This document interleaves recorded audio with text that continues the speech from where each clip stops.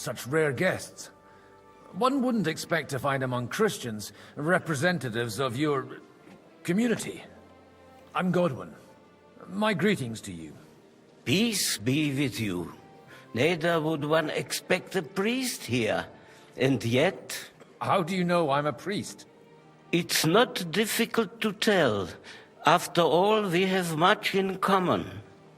And we are both a little on unfamiliar ground here. I'm Yehuda, leader of the rabbinical court in the sacred community of Gutenberg. And this is Samuel, my aide. Who would rather not be here at all. Why did we have to come here, Sadie? Can you not see everyone is staring at us? Because we all need to help each other in this time of need. And why would they not stare when you are frowning so?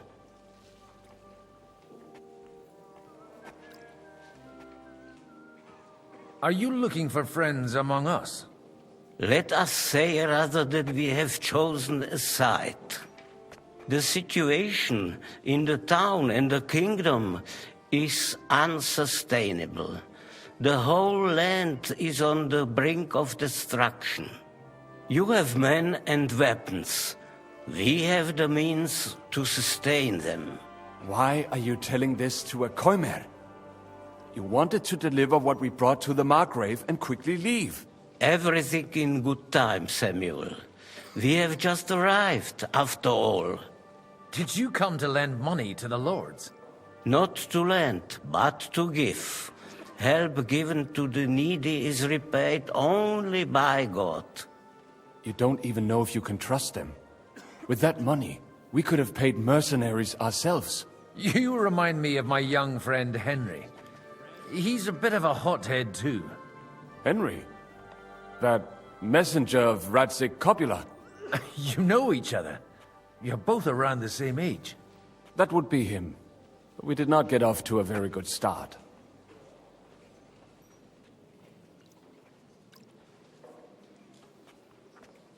Well, maybe you'll get to know each other better.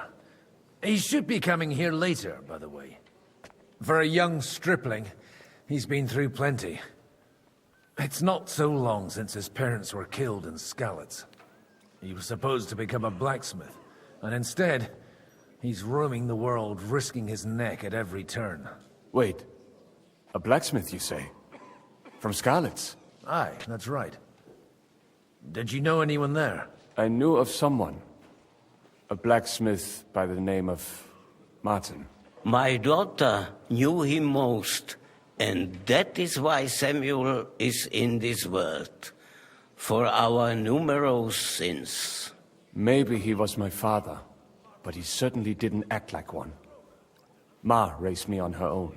And that was all for the best. Why? He should have taken care of me, but instead he fathered another bastard. Don't make hasty judgments. As far as I know, Martin didn't have any other children. At least, none of his own. He took in Henry and raised him as his own on the orders of the Lord of Skalitz, Sir Radzik Kobila, Henry's real father. I don't care if he took care of 20 other mamsas. That boy's blood father denied him, just like yours did to you. A person can't choose their parents. And Henry only found out about it recently. Enough. I'd rather have a drink. Will you have one too, Zayde? For that, there will be more suitable times.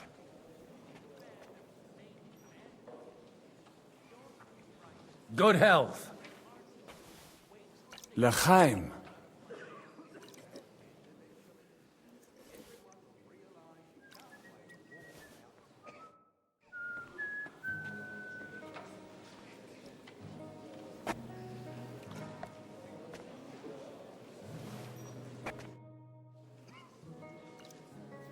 Everything all right? You look a bit out of sorts. I can't wait for it to end so we can get out of here. Would you tell me something about your community? I haven't found out much so far. What can I tell you? It was never exactly glorious. And now especially, everyone is quaking that what is still left to us will be taken away. Surely it won't be that bad. There are many fools who would rather take out their gall on us and start to fight among themselves. In times of uncertainty, it is always the sons of Israel who are the first to be stricken. I reckon you'd have to be pretty brave to come and mingle with the Kuttenberg lords. Or pretty pissed off. Or that. We will leave as soon as we can. Anyway, all of these worthy gentlemen will be relieved when we are out of sight.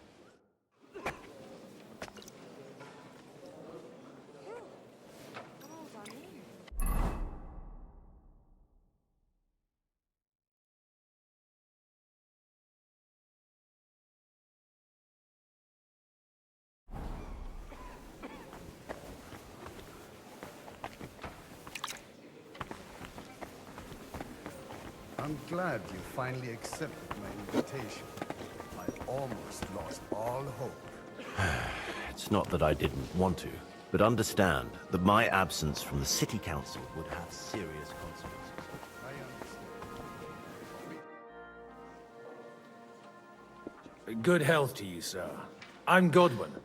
A friend of that lad you arrived with, Henry. We don't know each other. Baron Vauquelin Brabant, Chevalier d'Arezzo. The last of my line.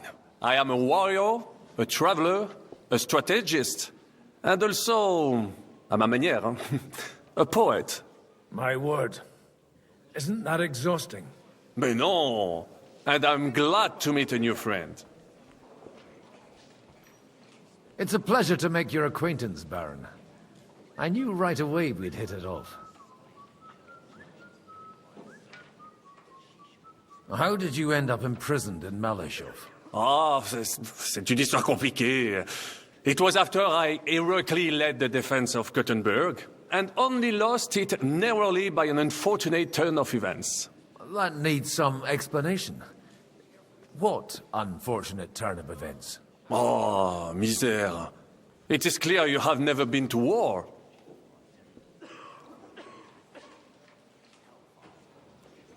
You're quite mistaken, Monsieur Baron. I have. Ah, je suis désolé. This Bohemia is a strange land. I have seen farmhands, children, and even women fighting. But the clergy? Sainte Mère, do tell me about it. No doubt you fought on the side of truth and honor. My last big battle was in Kosovo. I've heard of this battle.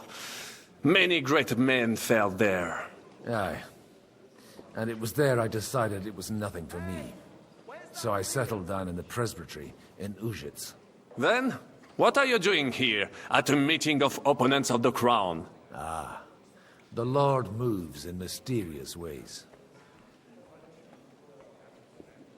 Where have you been on your travels? Have you seen the ocean? But of course! I was born by the sea. If you are interested in my greatest journeys, then I have traveled with a merchant caravan all the way to the Ottoman Empire. And if you are interested in my greatest deed, then that was perhaps saving the life of the King of France. And you wouldn't by any chance know the Pope, personally? Which one do you mean? I spoke briefly with Boniface IX when I was sojourning in Rome. A pleasant fellow. You say you're a poet. How about a verse or two to amuse us? Jamais. Is poetry nothing but a farce to you? Is a poet a gesture for amusement? I think not. To recite, I require the proper mood. And besides, few here would understand me. How come almost nobody here knows you? I am operating, as they say. Incognito. My great benefit is my strong connection with the French court. There, everyone knows my name. Here in Bohemia, I'm still building my reputation, slowly, but surely.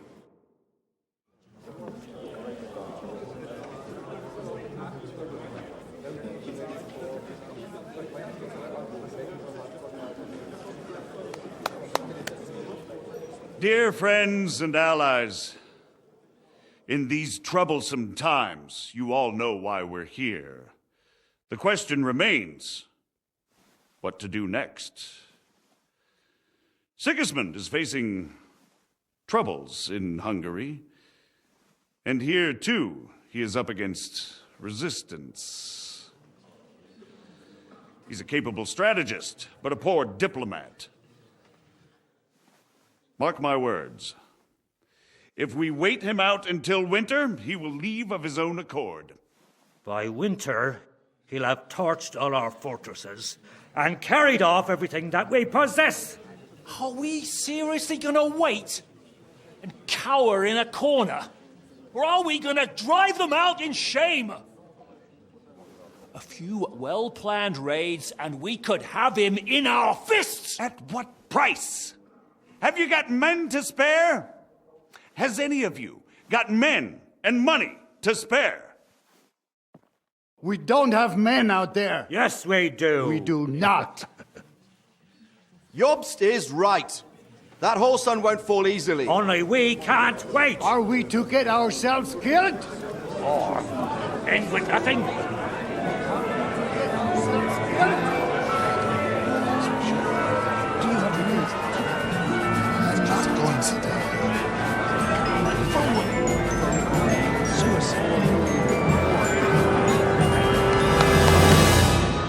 Friends, we'll get nowhere like this. Let's adjourn ourselves and try to think it through.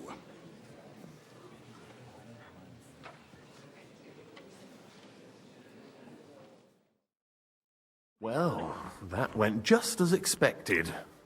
Good health. And to yours. Could it have gone any other way when there's so many of us here?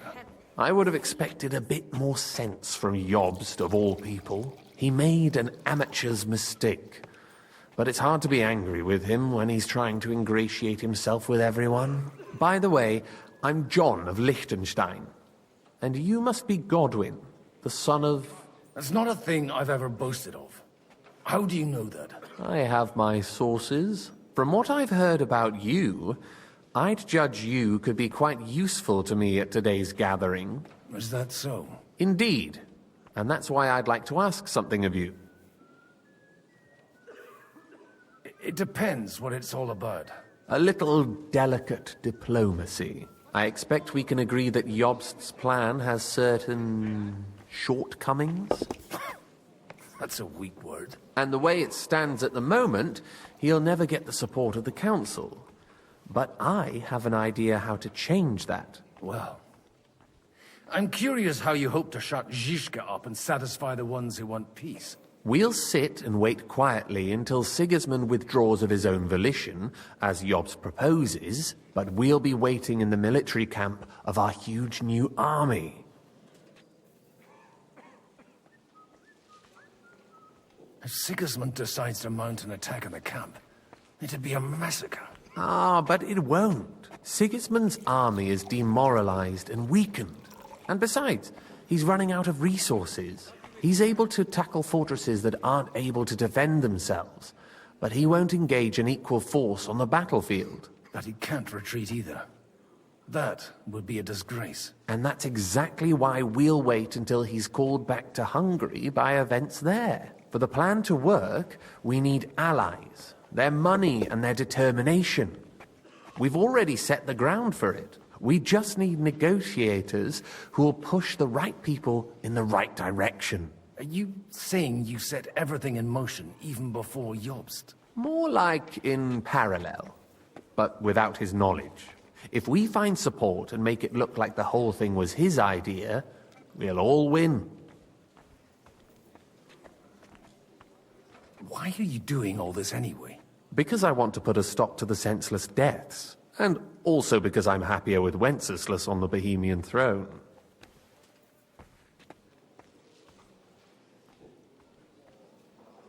You've got an interesting way of approaching things.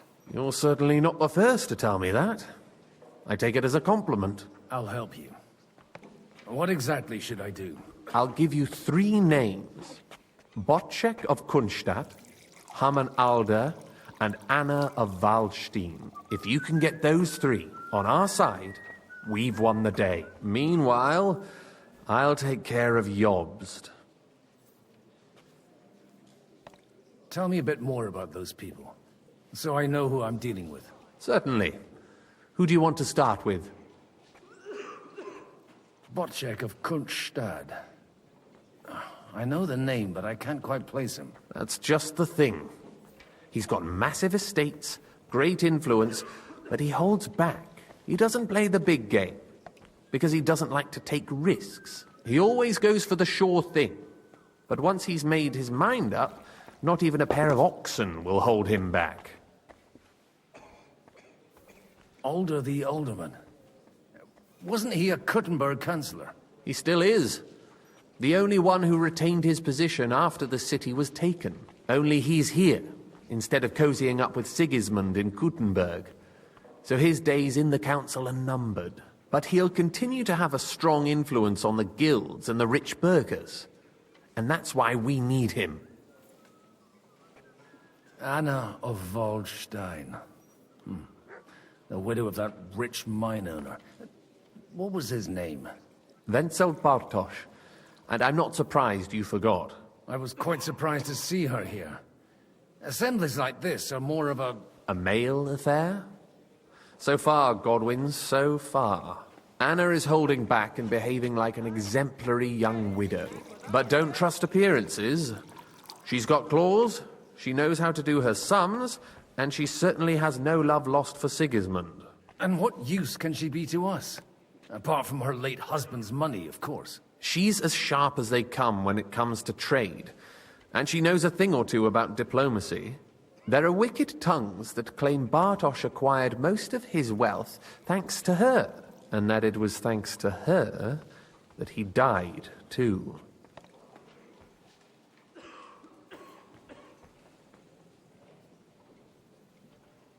What if it doesn't work? I refuse to even consider that outcome, because it would mean slow but certain defeat for all of us. Why me, of all people? Because you've got a head on your shoulders. You know how to talk, and you're not just out for your own good. You and your friend Henry are similar in that respect. That's why I know I can count on you both. There aren't many like you two left. I'll get on it then. Wish me luck. I wish us both luck. Before the day is over, the die will be cast. Success to our plans.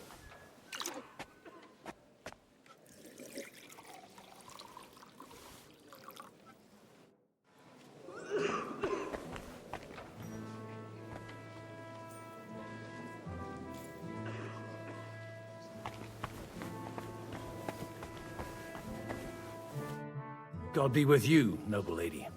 There's something I'd like to ask of you. God be with you. What would that be? Your diplomatic support. And your money. No beating around the bush, eh? I like that. But what do you want my money for? Margrave Job's plan has some gaps, milady. We need to gather enough resources to... To muster an army that Margrave can't afford on his own? Christ. Be praised. You're astute. I should say so. All sorts of people have their eyes on my money, and divining their intentions is a necessity. Although, between the two of us, it isn't hard to figure out what Liechtenstein is after. How do you know Liechtenstein is behind it? I know most of the people here very well. Many of them certainly have doubts about the Margrave's plans. But they wouldn't dream of stating them aloud. While it